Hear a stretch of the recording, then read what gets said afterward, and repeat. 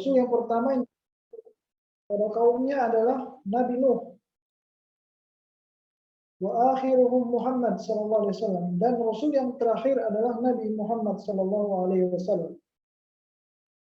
Dan dalilnya adalah ala anna awwalan Nuh, atas dalil bahwa Nabi atau Rasul yang pertama adalah Nabi Nuh alaihissalam. Firman Allah dalam surat An-Nisa ayat 75, Inna auhayna ilaika kama auhayna ila Nuhin wan nabiyina min ba'di. Sesungguhnya kami wahyukan kepadamu, yakni kepadamu wahai Muhammad, kami telah mewahyukan berupa wahyu dari kami, dari Allah, sebagaimana kami telah mewahyukan kepada Nabi Nuh dan nabi-nabi setelahnya, menunjukkan bahwa Rasul yang pertama adalah Nabi Nuh, ya,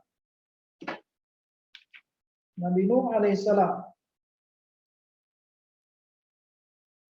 Dan telah kita ketahui bahwa Rasul itu yang telah disampaikan oleh Rasulnya, Rasul kita Muhammad SAW, jumlahnya ada 25 Rasul yang kita ketahui.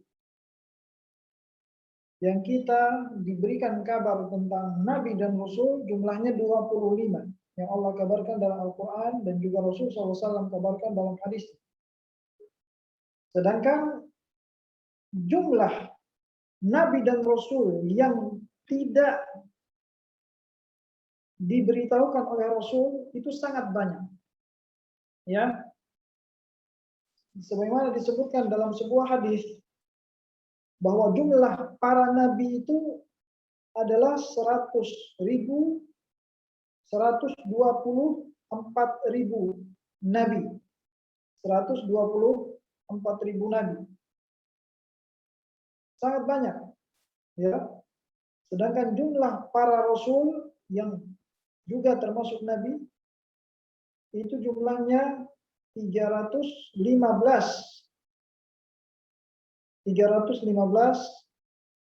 rasul. Ya, perlu kita ketahui ya, perbedaan antara nabi dan rasul. Nabi belum tentu rasul, tapi rasul sudah tentu nabi. Tidak setiap nabi adalah rasul, tapi setiap rasul adalah nabi. Ya, nabi yang pertama adalah Nabi Adam. Tapi beliau bukan rasul.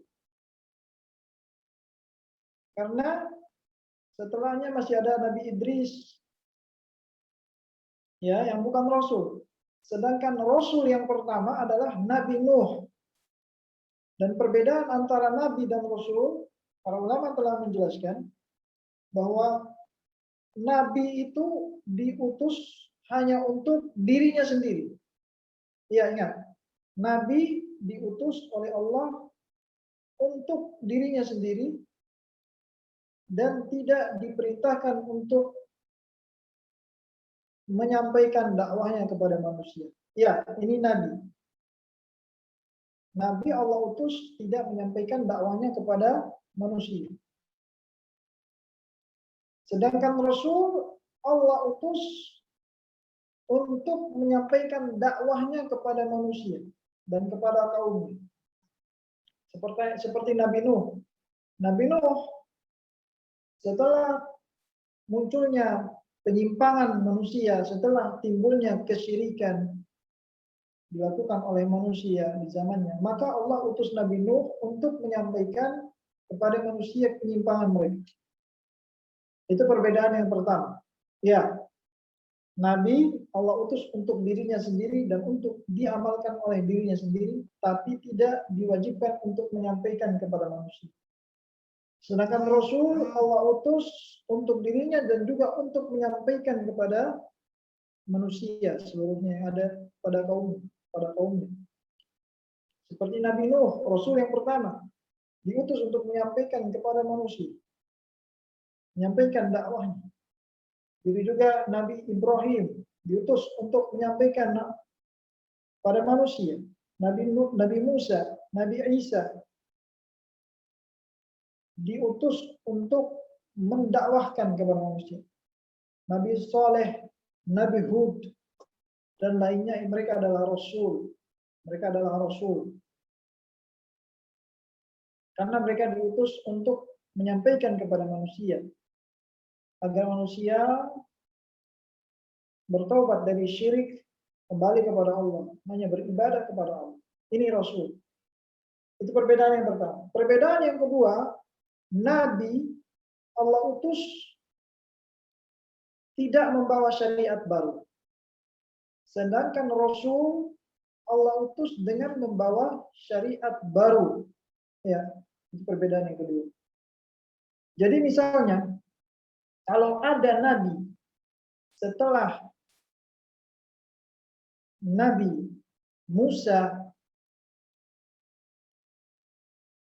maka nabi ini dia tidak membawa syariat baru, tapi dia mengamalkan syariatnya Nabi Musa. Karena Nabi Musa adalah rasul. Jadi nabi yang datang setelah rasul, mereka tidak membawa syariat baru, tapi mereka mengamalkan syariat rasul sebelumnya. Ya. Sedangkan rasul itu membawa syariat baru, seperti Nabi Isa. Diutus setelah Nabi Musa, Nabi Isa membawa syariat baru dan juga kitab yang baru. Ya. Ini perbedaan antara nabi dan rasul. Nabi Allah utus dengan tidak membawa syariat baru, rasul Allah utus dengan membawa syariat baru. Nabi Muhammad SAW Allah utus dengan membawa syariat yang menutup seluruh syariat-syariat sebelumnya. Itu Nabi Muhammad SAW. Jadi ini rasul. Rasul Allah utus tujuannya untuk menyampaikan kepada manusia untuk beribadah kepada Allah dan meninggalkan sekutu-sekutu selain Allah. Meninggalkan syirik. Itu diutusnya rasul, ya. Itu perbedaan antara rasul dan nabi. Rasul Allah utus kepada manusia untuk menyampaikan dakwah. Imam Muhammad At-Tamimi melanjutkan, wa awwaluhum Nuh, rasul yang pertama yang Allah utus untuk menyampaikan dakwahnya adalah Nabi Nuh. Wa akhiruhum, dan rasul yang terakhir adalah Nabi Muhammad SAW. Dan kita telah ketahui jumlah para nabi dan para rasul. Para nabi saja jumlahnya lebih banyak. Para nabi itu jumlahnya 124.000 nabi. Sedangkan rasul jumlahnya lebih sedikit, yaitu 315 rasul. Ya. Tidak disebutkan nama-nama mereka, tapi kita wajib beriman. Wajib beriman kepada setiap nabi dan rasul yang telah rasul sampaikan secara global maupun rasul sampaikan secara terperinci yang disebutkan nama-namanya. Ya.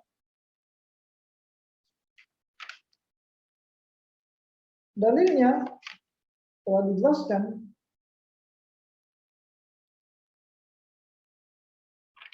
bahwa di dalam surah An-Nisa Allah berfirman tentang rasul, ya. Yang pertama adalah Nabi Nuh dalam surah An-Nisa ayat 163. Inna auhayna ilaika, kami telah wahyukan kepadamu, ya, kepada rasul sepertimu, wahai Muhammad sallallahu alaihi wasallam, kama auhayna, sebagaimana kami telah wahyukan ila Nuh, kepada rasul Nabi Nuh yang pertama, wan nabiyyin min ba'di, dan nabi-nabi setelahnya. Ya.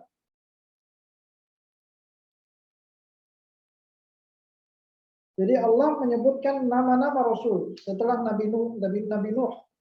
Ya. Jadi setelah ayat ini ada sambungannya. Wa auhayna ila Ibrahim, dan kami wahyukan kepada Ibrahim, wa Ismail, wa Ishaq, wa Yaqub, wa Asbat, wa Isa, wa Ayyub, wa Yunus, wa Harun, wa Sulaiman, wa atayna Daud az-Zabura. Allah menyebutkan di sini nama-nama para rasul setelah Nabi Nuh. Ya. Dalam surat Al-An'am juga Allah sebutkan, wa min dzurriyyatihi, dan di antara keturunannya yaitu Daud dan Sulaiman, wa Ayyub, wa Yusuf, wa Musa, wa Harun. Ya. Maka awal nabi atau awal rasul itu adalah Nabi Nuh, karena Allah katakan wan nabiyina min ba'd, dan nabi-nabi setelahnya. Ya. Jadi Allah mengutus rasul tujuannya untuk apa? Kepada kaum yang telah berlebih-lebihan kepada orang-orang soleh. Ya.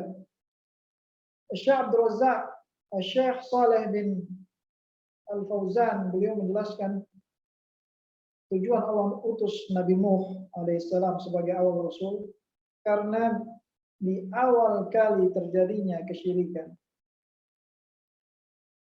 Orang-orang yang berbuat syirik di zaman Nabi Nuh, mereka berbuat gulu, berlebih-lebihan terhadap orang-orang soleh. Ya. Sebelum diutusnya Nabi Nuh, berkata Syekh Saleh Fauzan, sebelum diutusnya Nabi Nuh, orang-orang belum ada yang berbuat syirik. Ya, dari zaman Nabi Adam sampai zaman Nabi Nuh, belum ada yang berbuat syirik. Ya, sebelum Nabi Nuh. Dosa syirik itu terjadi pertama kali pada umatnya Nabi Nuh. Kenapa? Karena mereka berbuat gulu, berlebih-lebihan terhadap orang-orang soleh. Ya. Jadi beliau Syekh Saleh sini mengisahkan, saya langsung menerjemahkannya secara mentah. Syekh Saleh di sini mengisahkan bahwa orang-orang di zaman Nabi Nuh dahulu mereka memiliki orang-orang soleh yang rajin beribadah. Ketika orang-orang soleh itu yang jumlahnya ada 5 orang meninggal, maka mereka sedih ditinggalnya orang soleh ini. 5 orang soleh sangat sedih. Maka syaitan membisikkan kepada mereka untuk membuat sebuah patung yang berupa orang-orang soleh tersebut. Ya, 5 patung. Ya, maka mereka mulai membangun patung-patung orang soleh dengan tujuan untuk mengenang orang-orang soleh yang telah meninggal sebelum mereka. Ya, mengenang orang-orang soleh ini yang suka menasihati mereka. Ya, ketika mereka lalai dari beribadah, mereka pun pergi ke patung itu untuk mengingat dan melihat orang soleh. Ketika melihat orang soleh itu, mereka pun ingat ibadah. Ini tujuan. Jadi syaitan membuat tipu daya. Pertama kali mengajak membuat patung. Kemudian baru setelahnya syaitan mengajak umat setelahnya beribadah kepada patung tersebut. Jadi ketika orang-orang yang membangun patung tersebut meninggal, muncullah generasi setelahnya, ya, generasi yang jahil dan menjadikan patung-patung tersebut sebagai berhala-berhala yang disembah selain Allah Subhanahu wa taala. Dan ini terjadi di zaman Nabi Nuh alaihissalam pertama kali. Ya.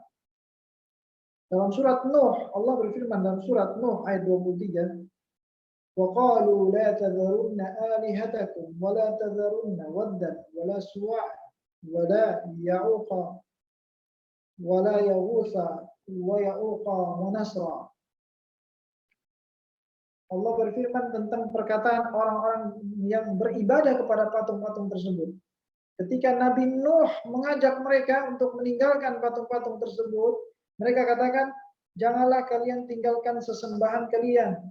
Jangan tinggalkan wadda. Waddu adalah nama orang soleh yang dibuat patung itu.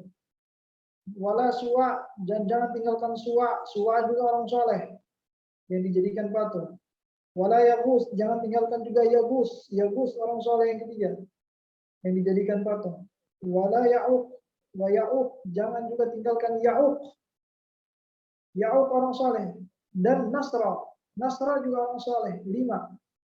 Ini semua dijadikan patung dan mereka mengajak jangan ikuti dakwahnya Nabi Nuh, tapi tetap kalian beribadah kepada berhala-berhala tersebut yang nama-namanya adalah nama orang soleh tersebut. Ya, berkata Ibnu Abbas dalam tafsir ayat ini, sahabat Ibnu Abbas, beliau mengatakan, "Hadhihi asma' rijal salihin." Ini adalah nama-nama orang soleh. Sawwaru suwarahum, kata Ibnu Abbas, mereka membuat gambar orang-orang soleh tersebut. Wa nasabuha ala majalisihim, dan mereka memajangkan di setiap majelisnya. Ketika mereka melihat fa'ala bihim al-amr ila an abaduha min dunillah. Kemudian setelah itu generasi menjadikan gambaran-gambaran itu yang dibuat dari orang soleh sebagai sesembahan selain Allah. Nah, ini tafsir dari sahabat Nabi Abdullah bin Abbas tentang ayat ini. Jadi ayat Nabi Nuh alaihissalam ketika beliau datang, beliau melarang mereka dari beribadah kepada orang-orang soleh yang mereka jadikan patung atau gambar-gambar tersebut. Tapi mereka terus menerus di dalam kekafiran mereka, tetap beribadah kepada patung itu, tetap berbuat gulu, ya, berlebih-lebihan. Ya, ini awal syirik terjadi, ya, di muka bumi. Dan sebabnya adalah gambar, kemudian gambar itu menjadi tempat untuk beribadah. Ya, disebabkan gambar. Oleh karena itu, Rasulullah SAW mengancam.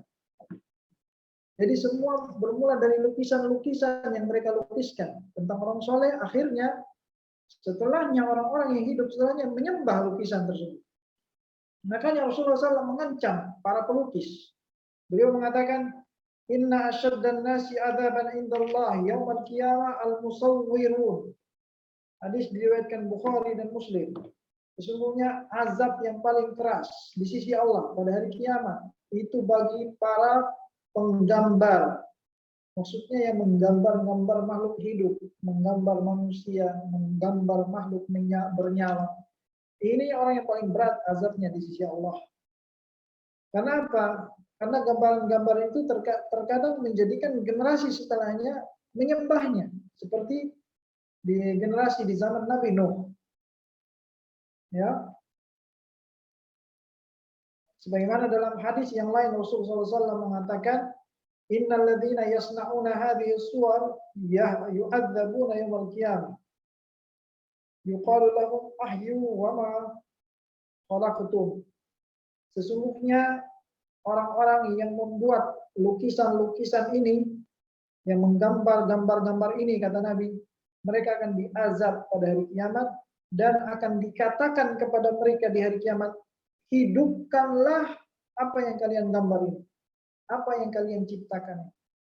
Ya, maka mereka diperintahkan untuk meniupkan ruh kepada gambar-gambar tersebut, tapi mereka tidak bisa meniupkannya. Maka mereka diazab dengan azab yang keras. Kenapa alasannya? Karena menggambar makhluk hidup, manusia dan sejenisnya itu akan menjadikan orang-orang setelahnya menyembahnya nanti. Ya, menjadikannya sesembahan, berbuat syirik. Sebagaimana terjadi pada zaman Nabi Nuh. Maka awal Rasul yang diutus adalah Nabi Nuh dan penutupnya Rasul adalah Nabi Muhammad SAW. Beliau adalah Rasul yang terakhir. Ini menurut kesepakatan kaum muslimin. Rasul terakhir adalah Nabi Muhammad. Tidak ada yang mengatakan Rasul terakhir adalah Nabi setelah Nabi Muhammad, masih ada Rasul. Ini kafir. Allah berfirman, "Maka Muhammadun aba ahadin min rijalikum, walakin Rasulullah wa khataman nabiyyin." Muhammad itu bukanlah salah satu ayah dari ayah kalian, ya, tapi dia adalah Rasul Allah dan penutup para nabi. Rasul SAW bersabda, wa ana khatamun nabiyyin la nabiyya ba'di. Aku adalah penutupnya para nabi, tidak ada nabi setelahku. Ini hadis yang jelas, riwayat Abu Dawud dan Tirmidzi. Tidak ada nabi setelah Nabi Muhammad SAW. Ya, maka dengan diutusnya Nabi Muhammad SAW tertutuplah seluruh syariat, seluruh risalah dari langit, ya, syariat dari langit tertutup sampai hari kiamat, ya. Maka syariat yang tetap adalah syariatnya Nabi Muhammad SAW sampai hari kiamat. Maka siapa saja yang datang setelah Nabi Muhammad SAW mengaku Nabi, maka dia kafir. Ya, barang siapa yang membenarkan bahwa ada Nabi setelah Muhammad SAW, kemudian dia mengakui ada Nabi setelah Muhammad, dia juga ikut kafir, keluar dari Islam. Berkata Syekh Saleh Al Fauzan, sudah banyak sebelumnya zaman dahulu orang-orang yang mengaku Nabi. Ya, bahkan di zaman Nabi Muhammad SAW, di zaman dahulu, ya, ada di antara mereka Al-Qadiani, ya, para pendusta. Di antara mereka Al-Qadiani, ada juga Mirza Ghulam Ahmad. Ya, Al-Qadiani itu adalah pengikut Mirza Ghulam Ahmad. Ya, mereka adalah agama Al-Qadiani dari India. Dia mengaku Nabi. Ya, dia awalnya mengaku sebagai Nabi Isa. Kemudian dia mengaku kenabian. Maka pengikutnya dinamakan Al-Qadianiyah. Ya.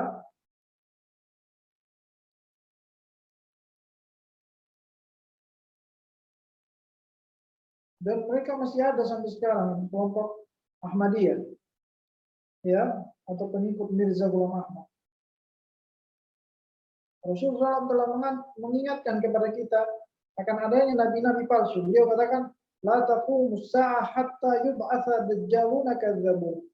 Tidak akan terjadi hari kiamat melainkan akan diutus ya para pendusta, melainkan akan muncul, maksudnya para dajjal. Dajjal artinya para pendusta besar. Kadzdzabun, para pendusta. Qoriban min salasina, yang mereka berjumlah 30. Hampir 30 orang. Kulluhum yaz'um annahu Rasulullah. Semua mereka mengakui bahwa dia adalah Rasul Allah, mengaku Nabi. Banyak, sampai sekarang masih ada mengaku Nabi. Sampai sekarang di YouTube.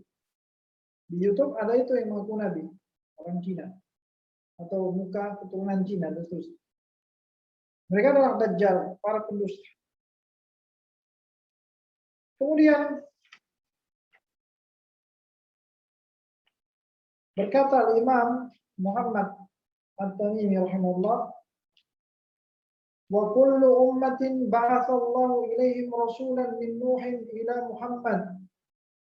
Setiap umat Allah mengutus kepada mereka rasul.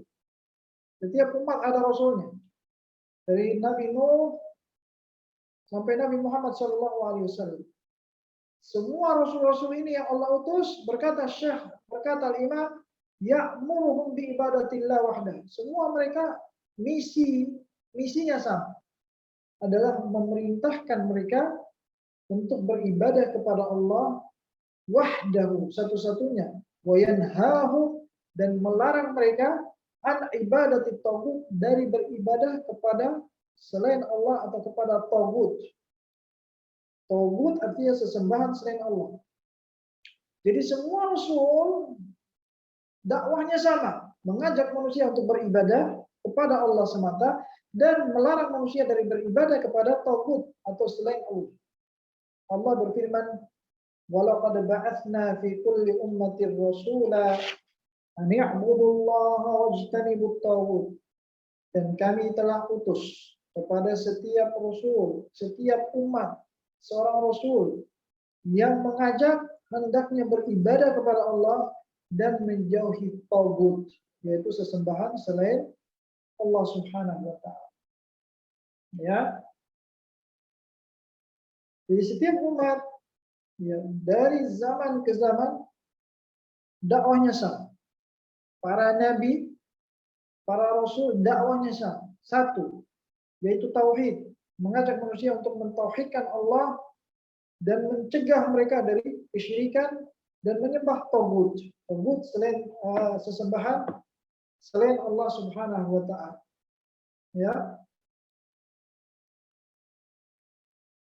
Maka dakwah Rasul semua yang sama adalah tauhid, beribadah kepada Allah dan melarang dari perbuatan syirik. Ya. Kemudian setelah mereka mengajak kepada tauhid, barulah mereka mengajak kepada syariat, kepada amalan, kepada amal soleh. Ya. Tapi yang pertama kali mereka ajak adalah tauhid, beribadah kepada Allah, meninggalkan syirik. Ini pertama dakwah setiap Rasul. Kemudian baru mereka mengajak kepada amalan-amalan ibadah yang lainnya. Kemudian baru mereka menjelaskan tentang halal maupun haram dan juga menjelaskan tentang syariat, ya. Dan setiap syariat pada umat tertentu berbeda-beda. Syariatnya Nabi Nuh berbeda dengan syariat Nabi setelahnya. Syariatnya Nabi Musa berbeda dengan syariatnya Nabi Isa. Syariatnya Nabi Isa berbeda dengan syariatnya Nabi Muhammad SAW. Syariatnya berbeda, pengamalannya berbeda. Ada yang halal, ada yang haram, berbeda-beda. Tapi asas dalam dakwah mereka sama, yaitu tauhid, beribadah kepada Allah Subhanahu wa taala. Ya. Walaupun berbeda hukum-hukum mereka, berbeda syariat-syariat mereka.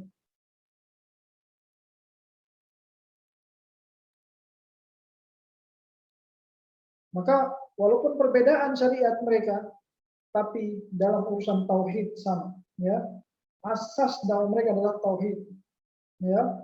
Allah katakan, likullin, setiap umat, ja'alna, kami jadikan, minkum, kepada kalian, syir'atan minhaja, syir'atan wa minhaja. Kami jadikan kepada setiap umat itu syariat baru dan jalan metode baru. Ya, dan hukum-hukum yang baru. Berbeda dengan tauhid. Tauhid sama. Seluruh para nabi mengajak kepada beribadah kepada Allah satu-satunya Tuhan yang disembah dan meninggalkan sesembahan selain Allah, kesyirikan, kekufuran, ya.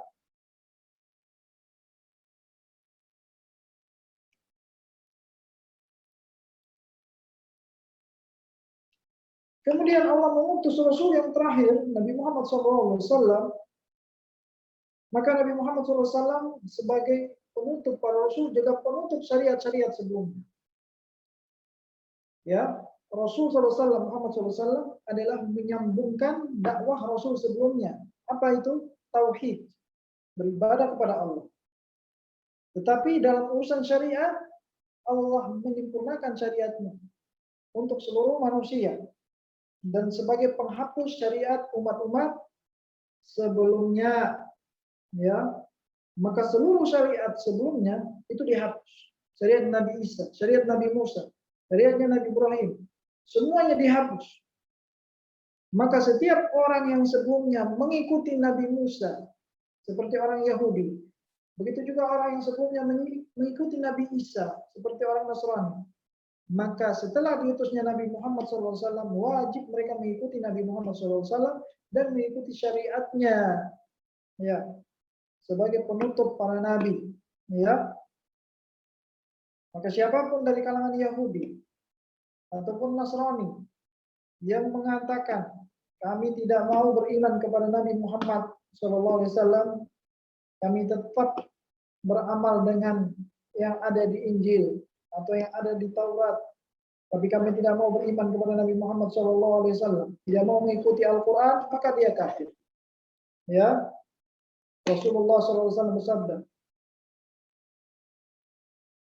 dalam hadis yang sahih, la yu'minu bi, tidaklah beriman kepada Yahudiyun, wala Nasraniyun, orang Yahudi maupun orang Nasrani. Kemudian mereka tidak mengikuti apa yang diturunkan kepadaku, yaitu Al-Quran, ya, atau tidak mengikuti apa yang aku bawa, fa innahu dakhalan, maka dia masuk neraka. Ya, dia bukan muslim. Kemudian Al-Imam Muhammad bin Abdul Wahab melanjutkan. Di sini beliau mau melanjutkan dan membahas tentang tauhid. Togut itu adalah sesembahan selain Allah. Lawan dari sesembahan yang satu, yaitu Allah Subhanahu wa Ta'ala. Di sini temanya adalah al-kufru bit tagut. Ingkar kepada tagut, artinya sesembahan selain Allah, dan beriman hanya kepada Allah. Beliau mengatakan, waftaradallahu ala jami'il ibadi al-kufra bit-taghuti wal iman billah. Allah Azza wa Jalla mewajibkan kepada setiap hamba untuk kufur kepada tagut dan hanya beriman kepada Allah Subhanahu wa Ta'ala. Berkata Syekh Shalih Al-Fauzan hafizahullah, Allah di sini mewajibkan kepada kita semua untuk kufur terhadap tagut dan beriman kepada Allah Azza wa Jalla. Dan tagut itu adalah apa yang Allah sebutkan dalam Al-Quranul Karim. Dalam ayat-ayat yang banyak sekali, diantaranya dalam surat Al-Baqarah ayat 256 sampai 257, Allah berfirman, "Faman yakfur bit-taghuti wa yu'min billahi faqad istamsaka bil urwatil wuthqa la infisama laha wallahu samii'un 'aliim." Barang siapa yang kufur terhadap tagut, mengingkari tagut dan hanya beriman kepada Allah, maka dia telah berpegang teguh dengan tali yang kokoh, tali yang kuat. Ya. Allah katakan juga, Allahu waliyul ladzina amanu yukhrijuhum minadh dhulumati ilan nur. Allah adalah penolong-penolong orang-orang yang beriman. Allah mengeluarkan mereka dari kegelapan menuju cahaya. Walladzina kafaru awliya'uhumut taghut. Sedangkan orang-orang kafir, penolong-penolong mereka adalah taghut. Taghut itu adalah yukhrijunahum minan nuri ila dhulumat. Taghut itu mengeluarkan mereka dari cahaya menuju kegelapan. Artinya menyesatkan mereka. Ya. Ulaika ashabun nar, mereka adalah penghuni neraka, hum fiha khalidun, mereka kekal di dalamnya.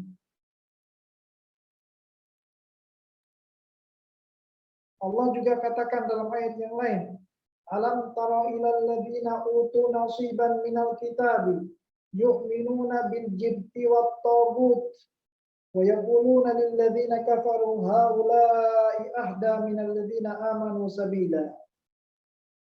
Belumkah engkau melihat kepada orang-orang yang diberikan Alkitab, yaitu orang ahli kitab dari kalangan Yahudi dan Nasrani? Mereka malah beriman kepada jibti. Jibti itu tukang sihir. Dan togut. Togut itu semua yang dijadikan sesembahan selain Allah. Mereka mengatakan mereka-mereka itu, artinya togut-togut itu lebih mendapatkan petunjuk daripada orang-orang yang beriman. Ya, mereka mengagungkan togut. Kita akan bahas tentang togut. Ya, togut ini apa sebenarnya? Ya, yang merupakan lawan dari tauhid. Togut ini apa? Allah katakan dalam ayat yang lain. Alam tara ilal ladzina yaz'umuna annahum amanu bima unzila ilaik wa ma unzila min qablik yuriduna ay yatahakamu ila at-taghuti wa qad umiru ay yakfuru bih. Surat An-Nisa ayat 60. Allah berfirman yang artinya, belumkah engkau melihat wahai Muhammad kepada mereka yang menyangka, mereka mengira bahwa mereka beriman terhadap apa yang diturunkan kepadamu dan apa yang diturunkan kepada Rasul sebelummu. Mereka berkeinginan untuk berhukum kepada tagut, mengambil hukum dari tagut, ya, dan mereka diperintahkan, padahal mereka telah diperintahkan untuk meninggalkan tagut atau kufur terhadap tagut. Ya, Allah juga katakan, walaqad ba'atsna fi kulli ummatin rasulan an ya'budullaha wajtanibut tagut. Dan telah kami utus seluruh rasul dengan memerintahkan kepada umatnya, beribadahlah kepada Allah dan tinggalkanlah togut. Nah, sekarang togut itu apa? Togut itu ayyuhal ikhwah wal akhwat secara bahasa. Artinya semua yang togut itu secara bahasa adalah melampaui batas. Itu secara bahasa artinya togut. Togut secara bahasa adalah melampaui batas. Diambil dari tughyan, ya, melampaui batas. Nah, sekarang apa maksud togut secara istilah syar'i? Togut secara istilah syar'i sebagaimana yang dijelaskan oleh Imam Muhammad bin Abdul Wahhab dan dijelaskan oleh Imam Ibnu Qayyim. Berkata Imam Muhammad bin Abdul Wahhab, qala Ibnu Qayyim, Ibnu Qayyim berkata, makna togut, makna dari togut adalah ma tajawaza bihil abdu haddahu min ma'budin au matbu'in au muta'. Togut itu adalah setiap yang seorang hamba berlebih-lebihan atau telah melampaui batas dalam 3 hal. Yang pertama, melampaui batas dalam ibadah, seperti beribadah kepada selain Allah. Ini contoh dari saya. Ya, ini Al-Imam Ibnu Qayyim mengatakan, setiap apa yang dilakukan oleh setiap hamba dan melampaui batas dalam 3 hal, maka itu togut. Yang pertama dalam ibadah, melampaui batas, beribadah kepada selain Allah. Atau matbu', atau melampaui batas dalam hal seorang yang diikuti. Dia melampaui batas dalam mengikuti seseorang. Sampai meninggalkan Rasulullah. Meninggalkan Rasulullah tapi mengikuti orang lain. Matbu', ya, mengikuti ulama daripada Rasul. Ulamanya dia misalnya. Mengikuti ulamanya. Yang dimana ulama ini telah jelas-jelas menyelisihi Rasul. Dia ikuti. Maka dia melampaui batas dalam mengikuti. Ini togut. Yang ketiga, al-muta' atau dalam ketaatan. Melampaui batas dalam ketaatan. Ketaatan kepada makhluk. Ini maksud dari Imam Ibnu Qayyim dalam menjelaskan togut. Berkata Syekh Shalih Al-Fauzan, hafizahullah, di dalam menjelaskan perkataan Imam Ibnu Qayyim, togut itu bagaimana dijelaskan oleh Imam Ibnu Qayyim rahimahullah, semua yang melampaui batas yang dilakukan oleh seorang hamba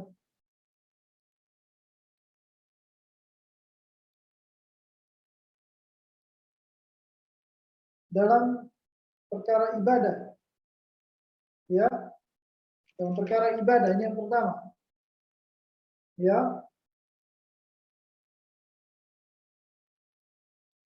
seperti dia berbuat syirik dalam ibadah, maka setiap yang dia ibadahi selain Allah itu adalah togut. Menyembah kuburan ini togut. Menyembah siapapun selain Allah ini togut. Ya. Karena Allah memerintahkan untuk beribadah kepadanya dan meninggalkan togut. Sebagaimana tadi dakwah togut. Juga dalam ittiba, dalam mengikuti petunjuk. Seperti di sini kita diwajibkan mengikuti petunjuk siapa? Rasulullah SAW.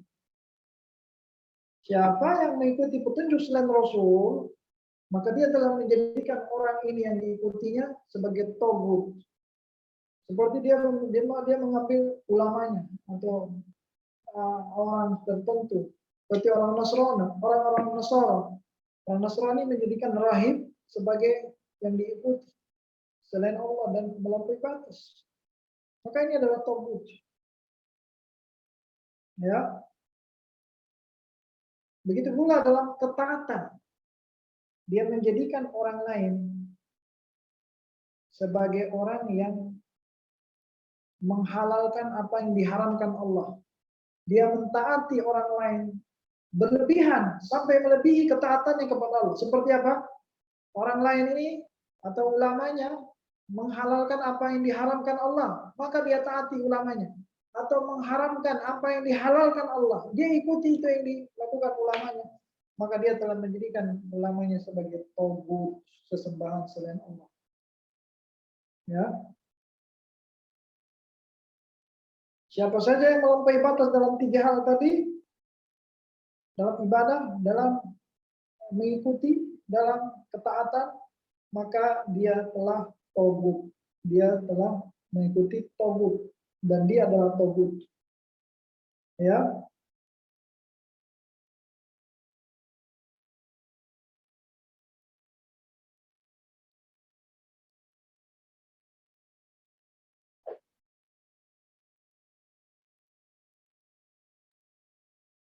kemudian Syekh Shalih Al Fauzan menjelaskan togut itu ada 3 hal tadi. Yang pertama di dalam beribadah, berlebihan atau melampaui batas dalam ibadah. Ya, dalam ibadah. Seperti dia berbuat syirik, beribadah kepada selain Allah, atau memalingkan apa yang merupakan hak Allah dalam ibadah, dia serahkan kepada selain Allah. Di dalam menyembelih, dalam berdoa, dalam istighosa, dalam isti'anah, memohon pertolongan, dia berminta kepada selain Allah, maka dia telah menjadikan selain Allah ini togut. Ya,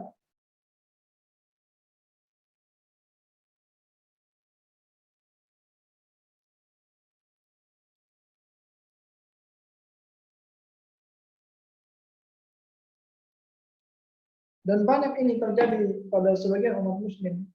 Ada mereka yang datang ke kuburan, kuburan orang soleh. Mereka pun beribadah kepada kuburan, beristighosa, berdoa, meminta kepada penghuni kubur. Maka mereka telah menjadikan penghuni kubur ini togut dan mereka berbuat syirik. Nauzubillah, keluar dari Islam. Bagaimana yang dijelaskan oleh Syekh Saleh di sini. Begitu pula mereka para orang-orang tarikat Sufiyah, sebagian orang-orang tarikat Sufiyah yang menjadikan guru-guru mereka, kiai-kiai mereka dari kalangan sufi sebagai togut. Mereka beribadah ya kepada guru-guru mereka, ya sebagaimana yang kita mungkin belum pernah lihat dan telah ada bentuk ibadah mereka kepada syekh-syekh sufi mereka. Di kuburan mereka sujud pada kuburannya, ya. Ini togut. Juga dalam mengikuti. Nah, ini dalam mengikuti Syekh Shalih Al Fauzan menjelaskan bahwa kita diperintahkan untuk mengikuti siapa? Muhammad SAW. Kita wajib mengikuti Nabi kita Muhammad SAW. Mengikuti syariatnya. Mengikuti apa yang beliau perintahkan kita ikuti. Apa yang beliau contohkan kita ikuti. Ya. Barang siapa yang mengikuti selain Rasulullah dan menyangka bahwa bolehnya kita keluar dari syariatnya Rasulullah dan mengambil petunjuk selain dari Rasulullah, maka dia telah menjadikan togut. Ya, dia telah menjadikan selain Rasulullah sebagai togut, sesembahan selain Allah Azza wa Jalla. Ya, karena dia mengikuti syariat selain Rasulullah Azza wa Jalla, menjadikan seorang sebagai yang diikuti dalam memerintahkan, dalam melarang. Padahal sudah jelas Rasulullah SAW menyelisihi apa yang dijelaskan oleh orang ini. Ya.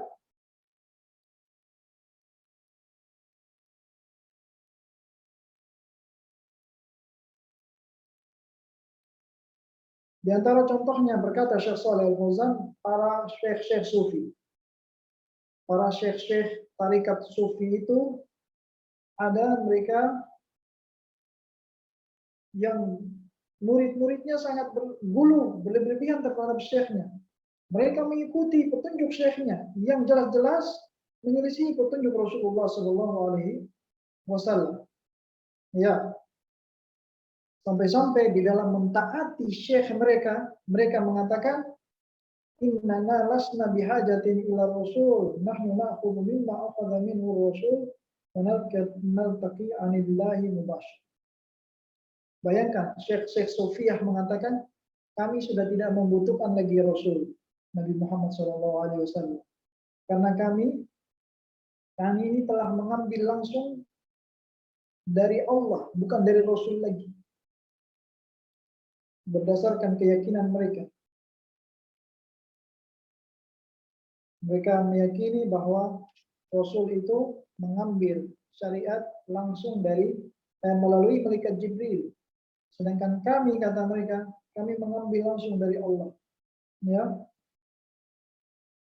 Dan ini ucapan orang-orang sufi yang telah diriwayatkan dalam kitab-kitab mereka sendiri. Ketika mereka sudah mencapai derajat tarekat, hakikat, dan ma'rifat, mereka menyangka sudah berjumpa langsung dengan Allah dan tidak membutuhkan lagi Rasul. Murid-muridnya mereka pun mengikuti mereka. Dan ini togut dalam mengikuti. Dan ini syirik, ya, tanpa disadari oleh mereka.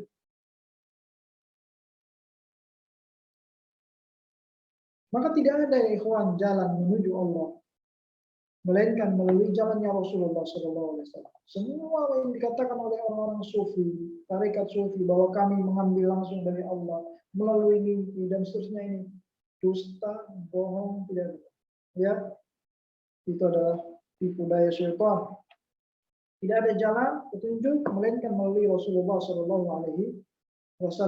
Wahyunya satu-satunya Allah turunkan kepada Rasul kita Nabi Muhammad SAW, bukan kepada umat-umat yang lain setelah Rasul. Ya, Rasul setelah beliau meninggal dunia terputus wahyu. Ya, Allah tidak pernah menurunkan sesuatu petunjuk kepada seorang pun melalui mimpi atau yang lainnya. Ya, melainkan yang Allah turunkan petunjuk itu terakhir kepada Nabi kita Muhammad SAW. Begitu pula dalam ketaatan. Ya, dalam ketaatan kita wajib mentaati Rasul kita SAW, mentaati Allah dan Rasul. Allah katakan, ya ayyuhalladzina amanu atii'ullah wa atii'ur rasul. Taatilah Allah dan taatlah pada Rasul. Wa ulil amri minkum, dan juga kepada para pemerintah kalian, ya, pemimpin kalian. Fa in tanaza'tum fi syai', jika kalian berselisih pendapat tentang sesuatu, rudduh ilallahi wa rasul. Kembalikanlah perselisihan itu kepada Allah dan Rasulullah. In kuntum tu'minuna billahi wal yaumil akhir, jika kalian beriman kepada Allah dan hari akhir. Dzalika khairun wa ahsanu ta'wila. Dengan demikian itu lebih baik bagi kalian dan ahsan ta'wila, sebaik-baik, ya, pengambilan. Maka halal itu apa yang dihalalkan oleh Allah dan yang dihalalkan oleh Rasulullah.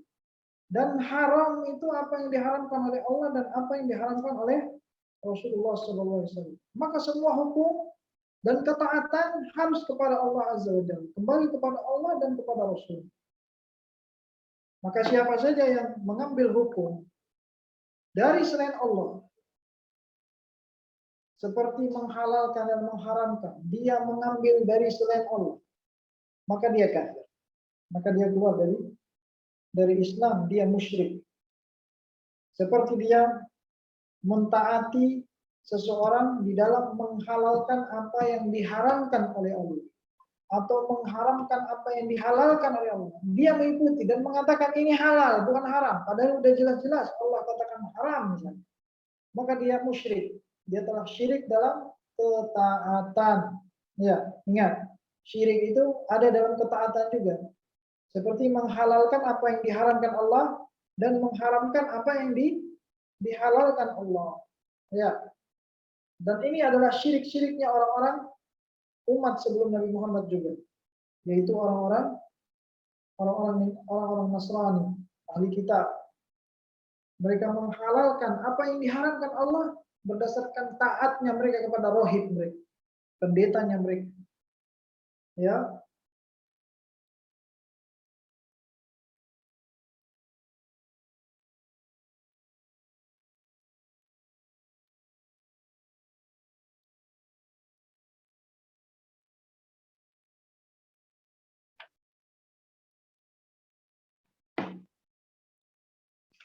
Begitu pula orang-orang kafir Quraisy, orang musyrik.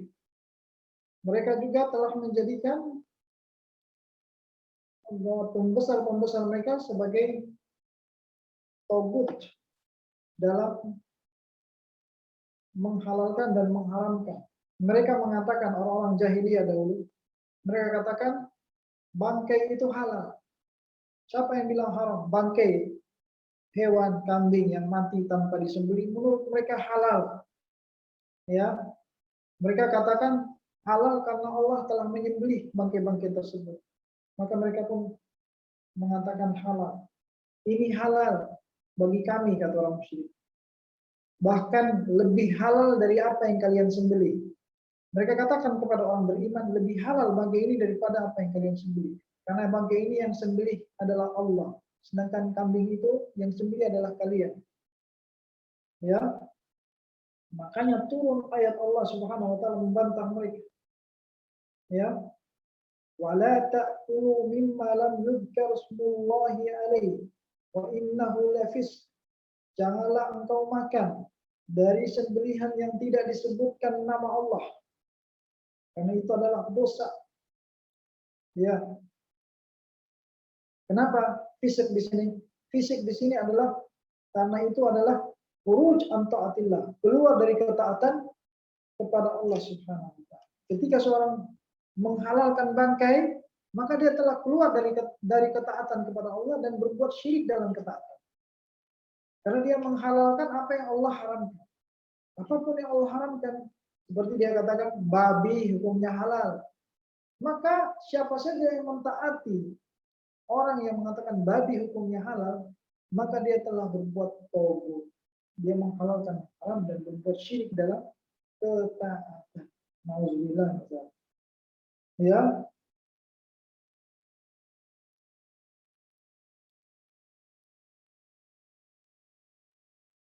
Allah katakan tentang mereka, wa inna syayatina lahyuhuna ila awliyaihim. Dan sesungguhnya syaitan-syaitan mereka ini orang musyrik yang menghalalkan bangkai itu, syaitan-syaitan mereka lah yang telah mewahyukan kepada mereka, kepada kekasih-kekasih mereka sendiri. Artinya mewahyukan bahwa bangkai ini halal, Allah yang menyembelihnya.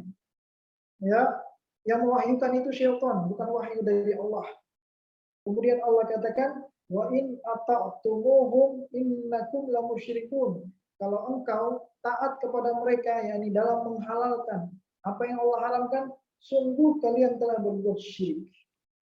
Syirik dalam apa? Ketaatan dalam hal apa yang Allah haramkan.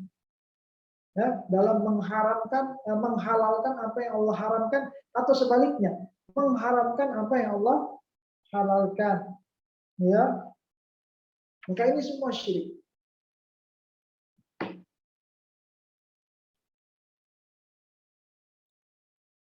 Barangkali kita cukupkan sampai di sini karena sebentar lagi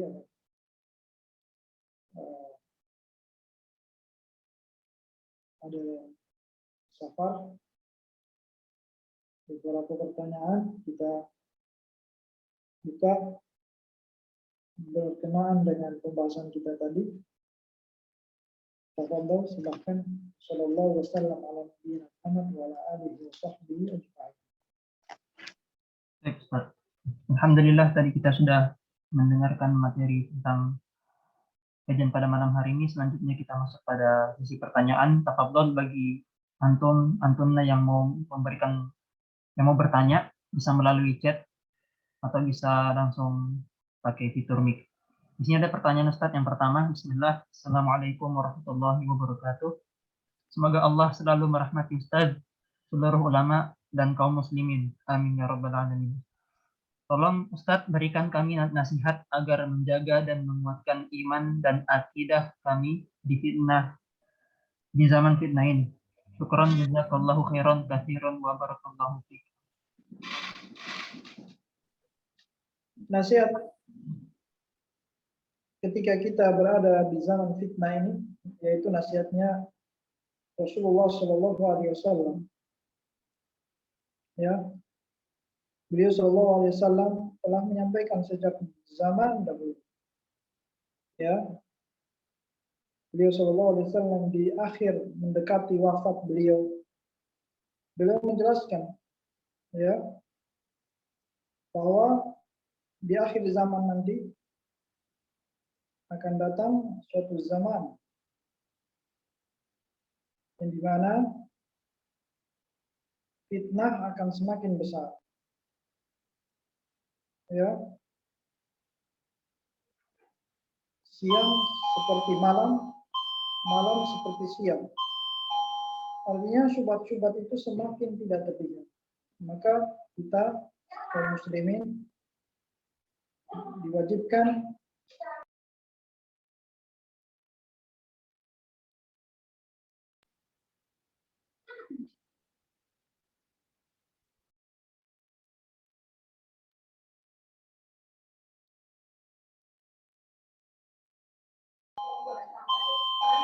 jadi apa?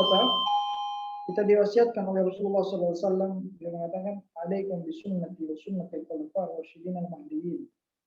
Hendaklah kalian berpegang teguh dengan sunnah dan sunnahnya para khulafa ar-rasyidin. Ya, artinya sunnahnya para sahabat Nabi.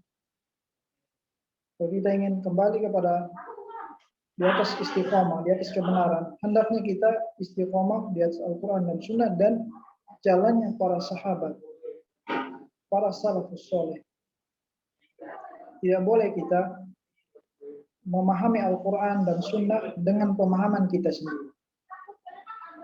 Maksudnya pemahaman Al-Quran ini kita harus kembalikan pemahaman kita kepada pemahamannya para salafus soleh, yaitu para ulama yang berjalan di atasnya jalannya para sahabat Nabi.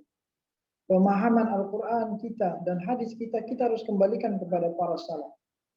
Para ulama salaf seperti pemahamannya para sahabat, pemahamannya para imam empat seperti Imam Abu Hanifah, Imam Malik, Imam Syafi'i dan Imam Ahmad. Ya, semua kita harus kembalikan ini semua kepada Al-Quran dan Sunnah. Ya, kepada yang lebih dekat kepada Al-Quran dan Sunnah Nabi yang mulia Shallallahu Alaihi Wasallam dan pemahaman salafus saleh.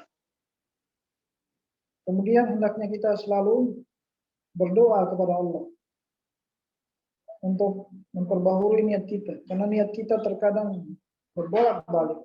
Rasulullah SAW bersabda dalam hadis yang sahih, ya, dalam doa beliau, perbanyaklah untuk selalu membaca Allahumma ya muqallibal qulub tsabbit qalbi ala dinik.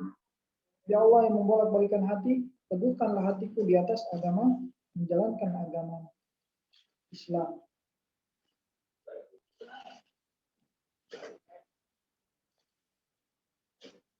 Kita harus kembali kepada Al-Quran dan Sunnah, juga kembali kepada para ulama salaf.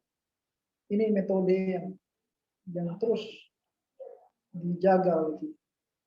Tidak boleh kita kembali kepada pendapat-pendapat tokoh-tokoh tertentu yang keluar dari ulama salaf. Semua tokoh-tokoh yang memandang sesuatu ini halal, haram, ini sunnah, ini, yang tidak membawakan perkataan salafus soleh, para sahabat, tidak sesuai dengan pengamalannya para sahabat, tidak sesuai dengan perkataannya para sahabat, kita tinggal. Karena agama ini sama. Sampai akhir, apa yang diperintahkan, apa yang dilarang, sama dengan apa yang diperintahkan, dilarang di awal Islam. Ya.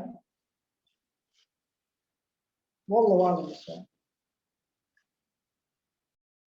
Baik Ustaz, karena menurut kami sudah tidak ada pertanyaan lagi. Baik, kita tutup sesi pertanyaan, dan sebelum kita tutup kajian pada malam hari ini, apakah ada nasihat untuk Ustaz?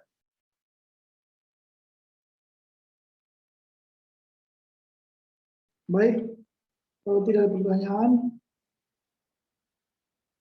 mungkin sebagai penutup di dalam penjelasan ini,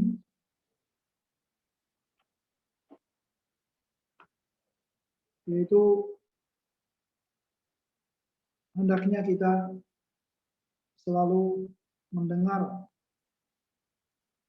sebuah nasihat yang disampaikan oleh Rasulullah Shallallahu Alaihi Wasallam bagi penutup ini, agar kita selalu berada di atas akidah yang benar, akidah yang lurus, akidah yang tidak menyimpang sampai akhir hayat, yaitu Islam. Dan di sebuah hadis yang Rasulullah Shallallahu Alaihi Wasallam sampaikan kepada kita, hadis yang diriwayatkan oleh Imam Bukhari dan Muslim. Beliau Shallallahu Alaihi Wasallam bersabda, "Man syahida an la ilaha illallah." Barang siapa yang bersaksi tidak ada Tuhan yang berhak disembah selain Allah, wa anna Muhammad Rasulullah, dan bahwasanya Muhammad adalah utusan Allah, dan bahasanya Muhammadan abduhu wa rasuluh, Muhammad adalah hamba Allah dan Rasul, wa anna Isa abdullah wa rasuluh, dan bersaksi bahwa Nabi Isa adalah hamba Allah dan Rasul, wa kalimatuhu alqaha ila Maryam, dan kalimatnya yang Allah tiupkan kepada janin Maryam berupa roh, ya, Nabi Isa yang Allah ciptakan ke janin Maryam, wa ruhun minhu, dan ruh yang Allah tiupkan ke perut Maryam itu adalah ruh Nabi Isa, minhu, dari ciptaan Allah, wal jannatu haq, dan bersaksi bahwa surga itu benar adanya, wan naru haq, dan neraka benar adanya. Siapa yang bersaksi atas semua itu, adkhalahullahu jannah ala ma kana min amal, Allah akan masukkan dia ke dalam surga sesuai dengan kadar amalannya. Ya ikhwata, hadis ini yang diriwayatkan Bukhari dan Muslim sebagai hadis penghibur buat kita semua, bahwa siapa yang mentauhidkan Allah dan merealisasikan tauhid, dia pasti akan masuk surga. Dia pasti masuk surga. Berapapun dosanya, banyak apapun dosanya, jika dia mentauhidkan Allah dan merealisasikan tauhid, pasti ujung-ujungnya dia akan masuk surga. Dia orang mukmin. Karena Rasul mengatakan tadi, barang siapa yang bersaksi tidak ada Tuhan yang berhak disembah selain Allah, dia bersaksi benar-benar tidak ada yang wajib disembah kecuali Allah Azza wa Jalla. Dia meninggalkan semua sesembahan selain Allah. Dia tidak berbuat syirik kepada Allah, baik syirik besar maupun syirik kecil. Dia meninggalkan syirik, ya, mengikhlaskan ibadahnya kepada Allah, bersaksi sama dengan ikhlas. Yang kedua, bersaksi bahwa Nabi Muhammad adalah hamba Allah, bukan Tuhan. Hamba Allah yang wajib kita akui, beliau manusia seperti kita, diciptakan dari tanah. Beliau ciptaan Allah yang bukan Tuhan, tapi Allah unggulkan beliau sebagai Nabi, Rasul Allah yang wajib kita ikuti. Ya, bersaksi beliau adalah Rasul Allah yang wajib kita taati, kita ikuti. Siapa yang bersaksi hal tersebut juga bersaksi Nabi Isa sebagai hamba Allah, bukan Tuhan. Bagaimana yang diyakini orang Nasrani, dia adalah hamba Allah dan utusan Allah. Tidak seperti orang yang Nasrani mengatakan hamba Allah, dia adalah Tuhan, anak Allah. Tidak juga orang Yahudi yang mengatakan anak zina. Dan juga Nabi Isa ini, apa yang Allah tiupkan ruhnya ke janin Maryam itu ruhnya dari ciptaan Allah, bukan ruhnya Allah. Bukan ruhnya Allah, tapi ruh ciptaan Allah. Ingat, kita bersaksi seperti itu. Dan meyakini surga itu ada. Surga itu Allah sudah ciptakan. Neraka itu ada, Allah sudah ciptakan, ada sekarang. Siapa yang bersaksi semuanya itu, kata Nabi, adkhalahullahu, Allah pasti masukkan dia ke surga. Ala makana min amal, walaupun sesuai dengan kadar amalnya. Jika amalnya itu sempurna, amalnya banyak, dia akan masuk surga tanpa hisab. Ya. Tapi kalau dia masih memiliki dosa, ya, memiliki dosa-dosa di bawah syirik, maka dia tidak akan selamanya. Ya, dia kalau tidak masuk neraka pasti masuk surga. Maksudnya begini, orang yang bertauhid, yang mengesahkan Allah, dia pasti ujung-ujungnya akan masuk surga. Ya, beriman kepada Allah dan bersaksi akan hal itu, dia pasti akan masuk surga. Dan dosa-dosanya yang dia lakukan Allah tidak peduli, selama dia mentauhidkan Allah Azza wa Jalla, merealisasikan tauhid kepada Allah. Ya, maka hendaknya kita jaga agama ini, akidah ini, karena akidah ini dapat menjaga seorang dari masuk neraka. Ya, dan terus beristighfar kepada Allah, mohon ampun kepada Allah atas dosa-dosa kita. Ya, dan karena dosa-dosa ini yang melambatkan seorang masuk surga.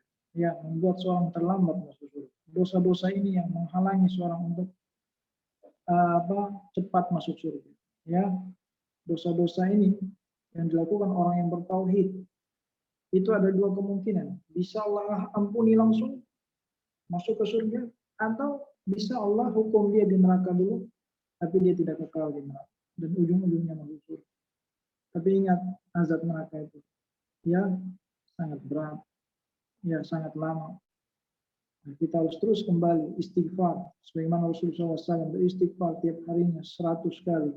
Beliau setiap hari Nabi SAW yang diampuni oleh Allah dosanya masih beristighfar 100 kali, ya, setiap hari.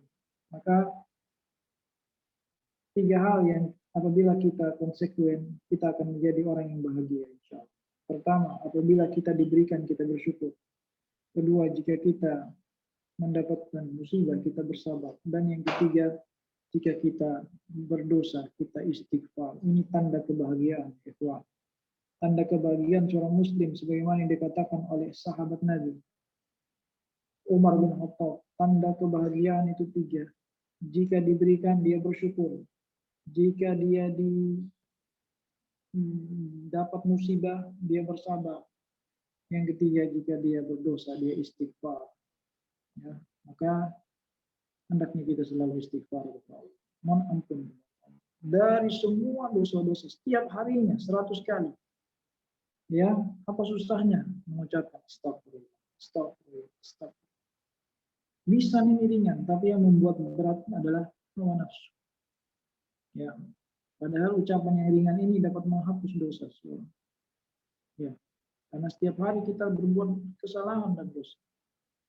Setiap hari kita melakukan dosa, kesalahan, dan tidak ada yang menghapusnya kecuali amalan soleh dan istighfar. Semoga Allah menjadikan kita hamba-hamba yang terus istiqomah, belajar, terus ya berakidah, berada di atas akidah yang benar, di atas akidah Nabi Rasulullah SAW, para sahabatnya, dan selalu mengikuti petunjuk Nabi, dan selalu beristighfar kepada Allah, agar Allah menutup hidup kita dalam keadaan diridhoinya dan langsung dimasukkan ke dalam surganya. Subhanakallahumma bihamdika asyhadu an la ilaha illa anta astaghfiruka wa atubu ilaik. Assalamualaikum warahmatullahi wabarakatuh.